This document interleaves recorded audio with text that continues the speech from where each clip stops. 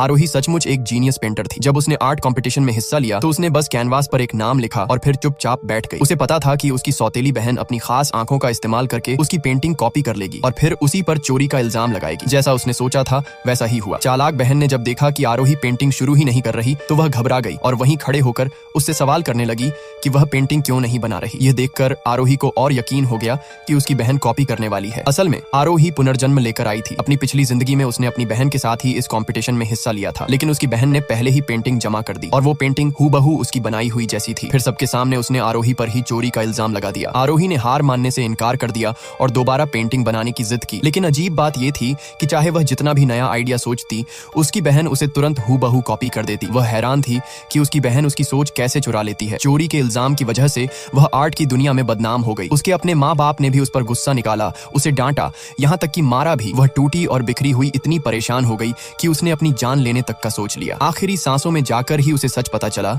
उसकी बहन के पास क्लैरवॉयंट आंखें थीं, यानी जैसे ही वह कोई पेंटिंग बनाती उसकी बहन उसे तुरंत कॉपी कर सकती थी। सच जानने के बाद जब आरोही ने उसे सबके सामने बेनकाब करने की कोशिश की तो उसकी बहन ने उसे ऊंची इमारत से धक्का दे दिया। लेकिन आंखें खुली तो वह उसी दिन लौट आई, यानी उसी आर्ट कंपटीशन वाले दिन जिस दिन उस पर चोरी का इल्जाम लगा था। इस बार उसने कसम खाई कि वह अपनी किस्मत बदल कर रहेगी। पुनर्जन्म लेकर वह चमकदार गाउन पहनकर आई थी। उसकी मौजूदगी ही पहले जैसी नहीं थी। जब उसकी बहन झूठी चिंता जताने आई तो उसने सीधे उसे थप्पड़ जड़ दिया। माँ ने फिर उसे बदतमीज कहकर डांटा। आरोही ने उनके चेहरे देखे और उसका दिल एकदम ठंडा रहा। जब उसके पिता ने पछतावे के साथ कहा कि काश वे उसे घर न लाए होते, तब आरोही समझ गई कि अब बदले का वक्त आ गया है। उसने नाटक किया कि वह कंपटीशन छोड़ रही है। उसकी बहन घबरा गई। वह बुरी तरह से रोकने लगी। उसे डर था कि अगर आरोही पेंटिंग ही नहीं बनाएगी तो वह कॉपी किसकी करेगी। तब आरोही ने खेल खेला। उसने बहन से पानी मंगवाया, फर्श साफ करवाया और बार बार उसे परेशान करती रही। जब कंपटीशन शुरू होने वाला था तो वह वापस कैनवास पर आई, लेकिन उसने पेंटिंग शुरू नहीं की, बस ठंडी नजरों से देखती रही। उसकी बहन बेचैन हो गई क्योंकि वह उसकी झांक नहीं पा रही थी। बहन बार बार उसे पेंटिंग शुरू करने के लिए कहती रही, लेकिन आरोही बिल्कुल बेपरवाह रही। उसने साफ कह दिया, अपनी पेंटिंग खुद बनाओ वरना मैं तो खाली कैनवास ही जमा कर दूंगी। कंपटीशन आधा बीत चुका था। तभी आरोही ने पहली बार ब्रश उठाया। उसकी बहन खुशी से झूम उठी और तुरंत अपनी शक्ति का इस्तेमाल करने लगी ताकि उसकी कॉपी कर सके। उसे लगा कि जैसे पिछली बार, इस बार भी वह आसानी से जीत जाएगी, लेकिन उसे पता ही नहीं था कि वह आरोही के जाल में फंस चुकी है।